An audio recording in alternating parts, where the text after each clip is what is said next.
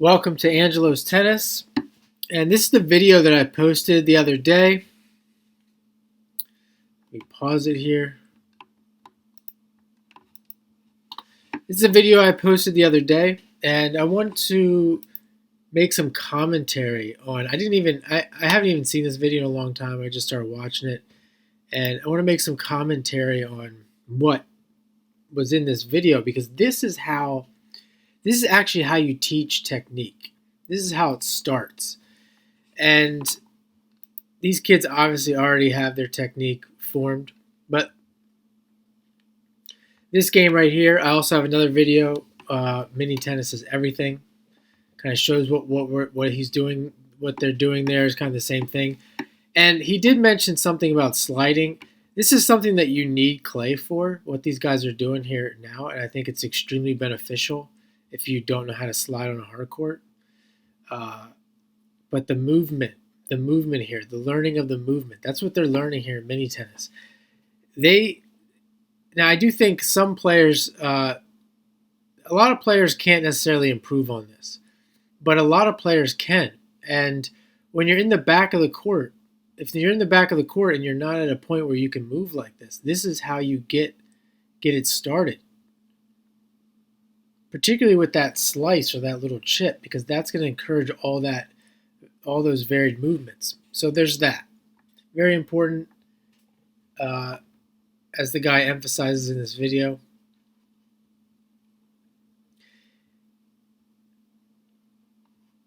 Let's fast forward here. And then they're going to go into a cross-court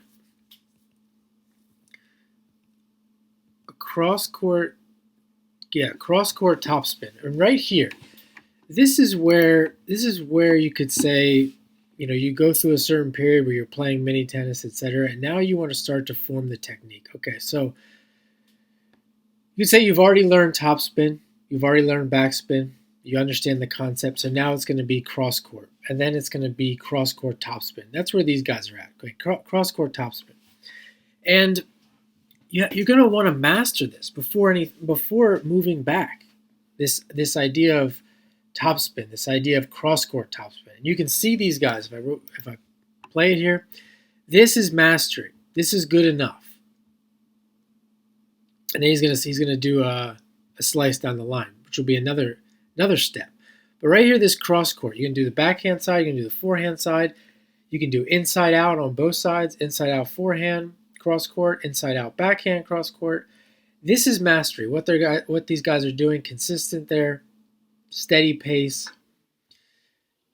Now you could say they're ready to move back. And you don't necessarily have to move back to the baseline. You can move back 3/4 court. And this could be yellow ball here. This is transitioning to yellow ball. So you could do this 3/4 court, and then you're finally back at the baseline. And as I said, all those other variations come before moving back. And part of the reason for that is the things that you can't necessarily see. Let me pause here. Things that you can't necessarily see, like the pace of the ball. We want to see them controlling the pace and reading the ball, having control over offense and defense, things like that. Oh, and then having movement, always being moving. You instead of hearing the coach say, "Move your feet, move your feet." If I back it up here, you can see these guys have to constantly be on the move because of the scenario they're in. If I back them up and they're not on the move like this, these little small steps, they're more likely than not, they're playing above what they're currently at from a training level. So now he's going to add another pattern to the ones that I already mentioned. Down one, after a couple shots, one player goes down the line, and then they do the cross court again. And then he's going to mention that the one guy's really good at patterns, so he wants to have it mixed. He wants to make sure he's mixing it up. He wants to make sure they're mixing it up and not having the one kid play only 2 cross court and 1 down the line. He wants him to decide when to do it, so that there's decision making involved.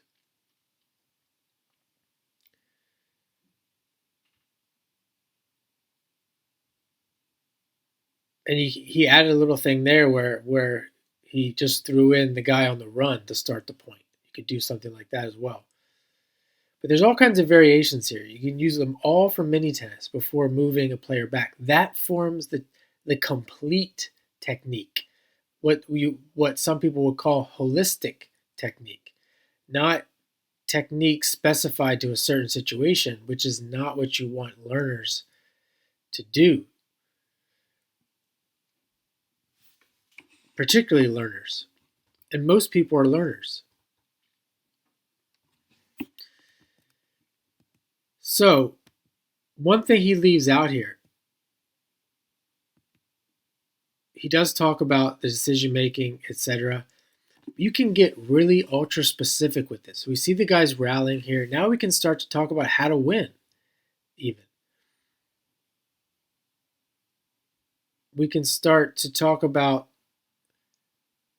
let's take an example here. They're rallying cross court. Okay, there's a good example.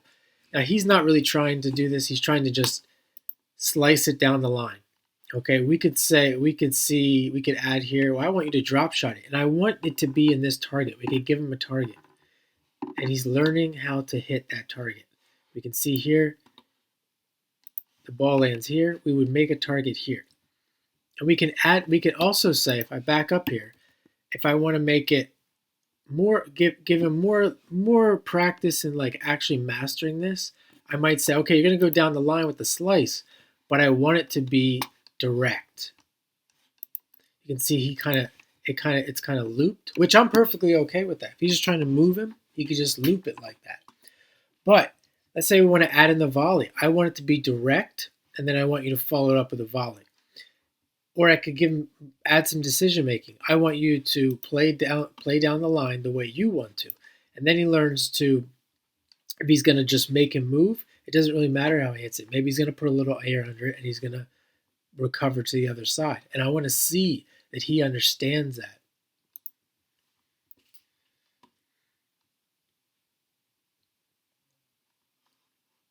So we can add tactics into there as well. So we have to go back to this kid here. He goes down the line, and then the kid here in the near court, you can see now I can see him getting into a pattern of, say, hitting cross court.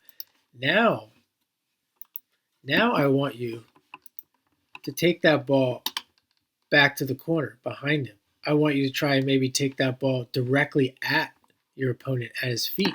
Because we're also going to incorporate, one thing I didn't mention, we're going to incorporate half volleys into this. We're going to incorporate volleys into this. And you can use your imagination and think of all the patterns that you can very quickly get the players to learn, get the players to do, get comfortable with, so that they're learning in this holistic manner. And one more thing, that this is actually, there's so much to do that you could even alternate moving back and then moving up. It's not necessarily that you want to keep the players in a mini tennis situation all the time. You're kind of going back and forth between the two.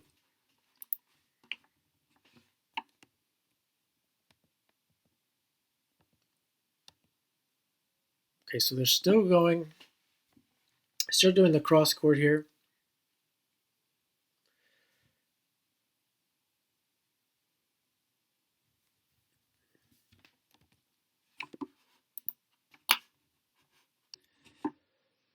And something else to mention here, if you watch the players play, a lot of people watching this might watch their forehands and backhands and the way that they're hitting the ball.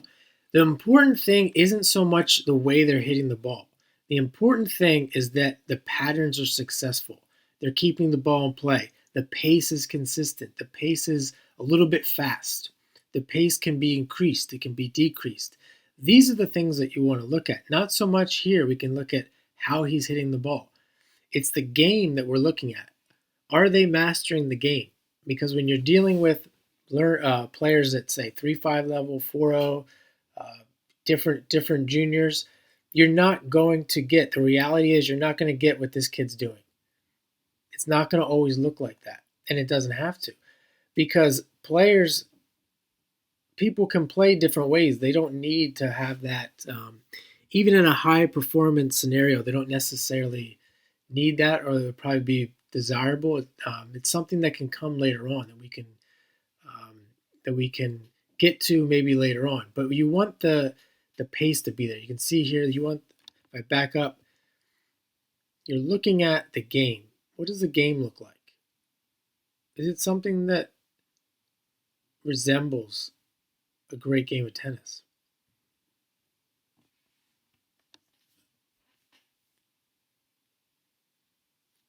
So now it looks like he's changed to something different here.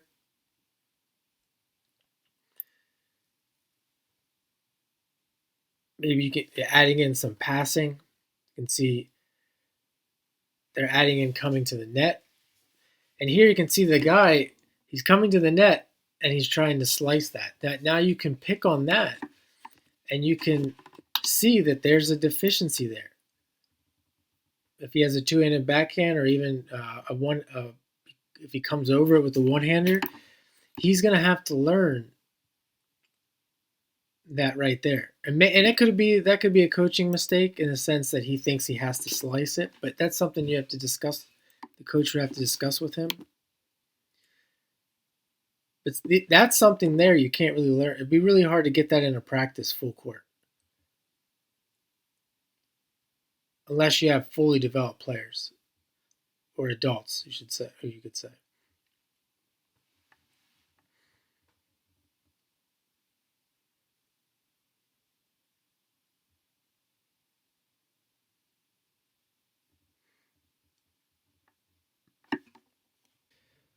Now they move back and they're playing to this middle area here, to the targets. He's made a little game out of it.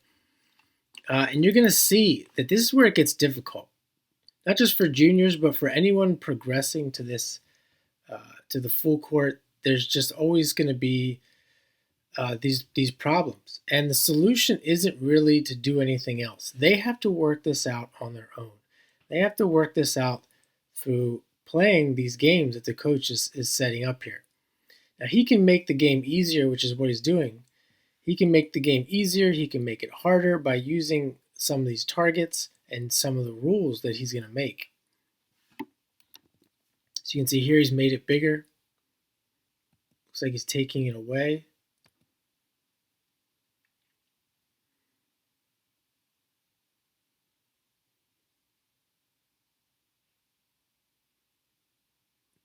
And here's where you can really do the same thing you did on the mini tennis court.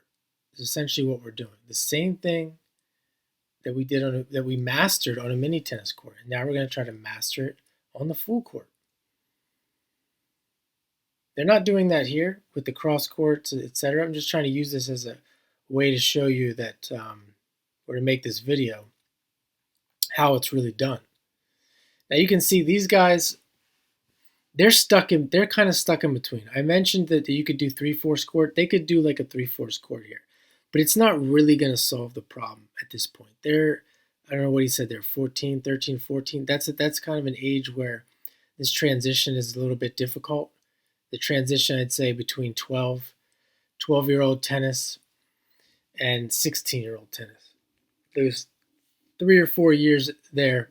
The transition can be difficult. So you're not going to see what you saw necessarily on a smaller court or with the yellow or the orange ball or the red ball, particularly the orange ball. But as I said before, they can go back and forth. Adults can go back and forth.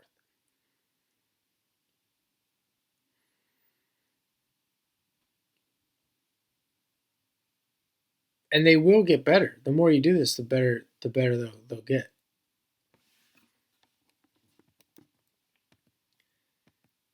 So they're switching sides here.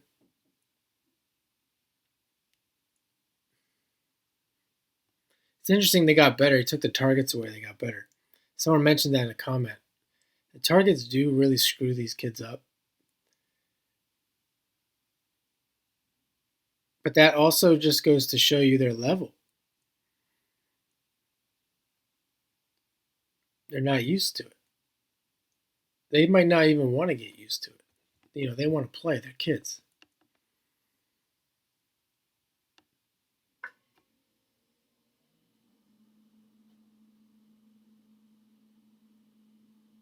And there's a pretty nice drop shot there. That's a really good drop shot. And see, you can see he's gotten better even without the target. But he's got to understand. As long as he understands it, I mean, that drop shot is absolutely perfect. But does he know? Does he know that's the goal, to get it in this space here? Targets bring pressure. That's the thing they don't like. They don't want the, especially kids. They don't like the pressure. But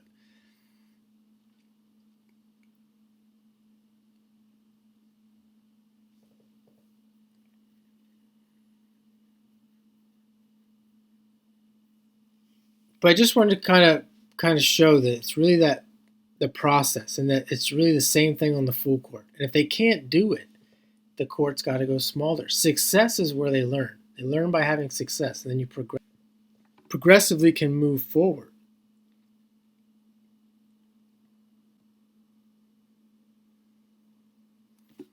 Now here they're doing slice cross court, just like in the on the mini tennis court.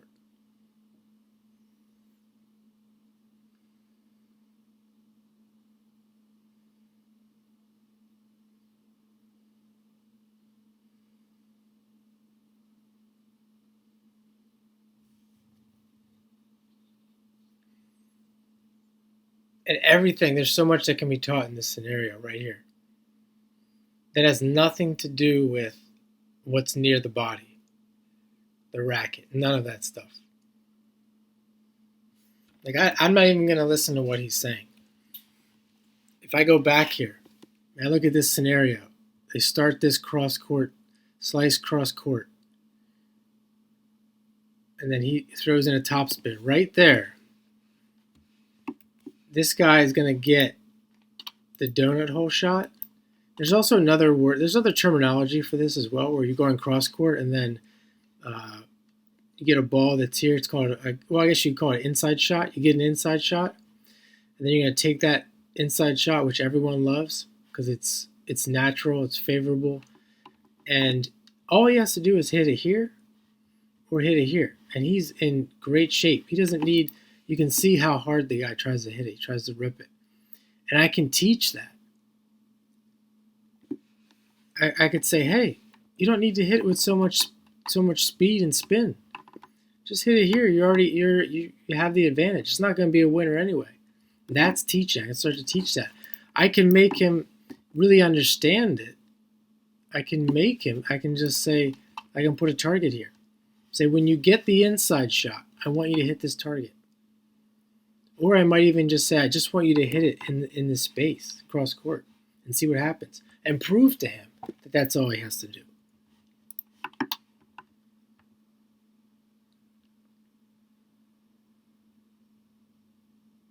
And of course, he could follow that up with a volley.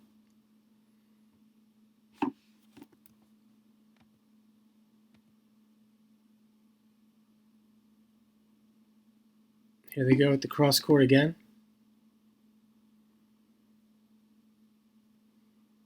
He gets his inside shot, does what I recommended there, just get it onto the side. And he hit that pretty hard. There he did it again. Rips it into the net. It's not doing anything, and I can teach that there.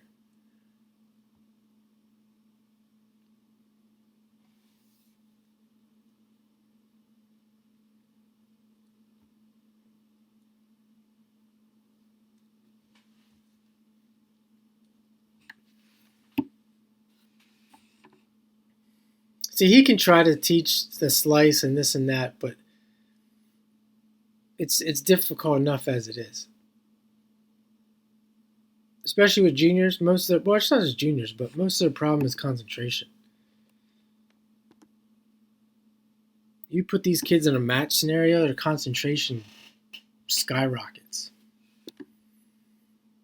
That's something else that coaches have to remember too. This is boring. Kids don't really like doing this.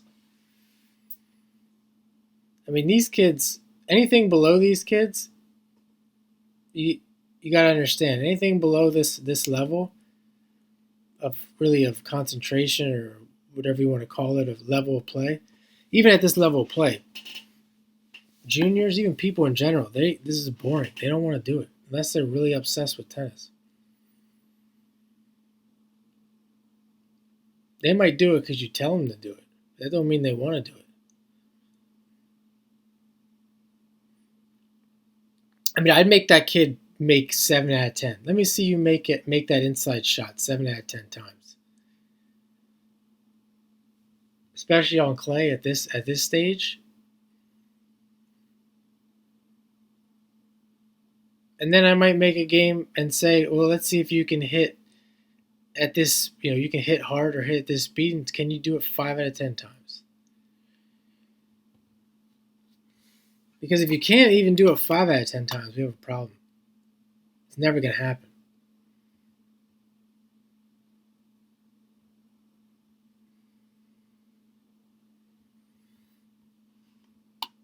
This kid here, I might encourage him to play a little bit more chippy, a little bit more blocking, just blocking it in, because he seems a little bit the weaker of the two, the younger of the two, just to get the most out of the practice.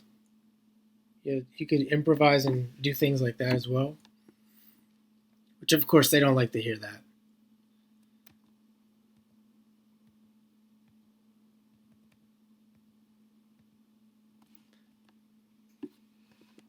So now we got a little, he's at the net playing some volleys.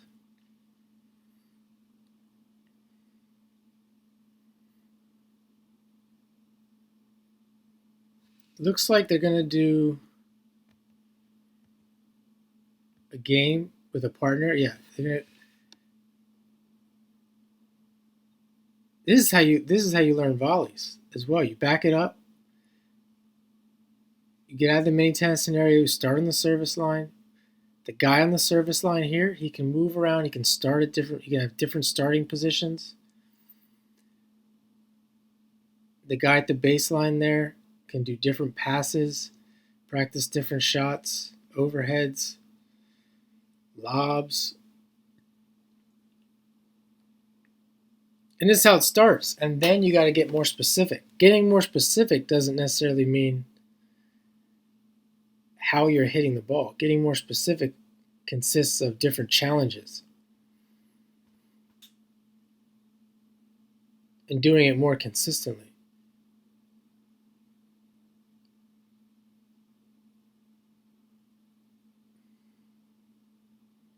Getting that reaction speed there. Reaction speed practice for that little guy. And this stuff, they don't have to do this forever. As you can see, he's changing every couple minutes. Not a couple minutes, but 5 minutes, 10 minutes.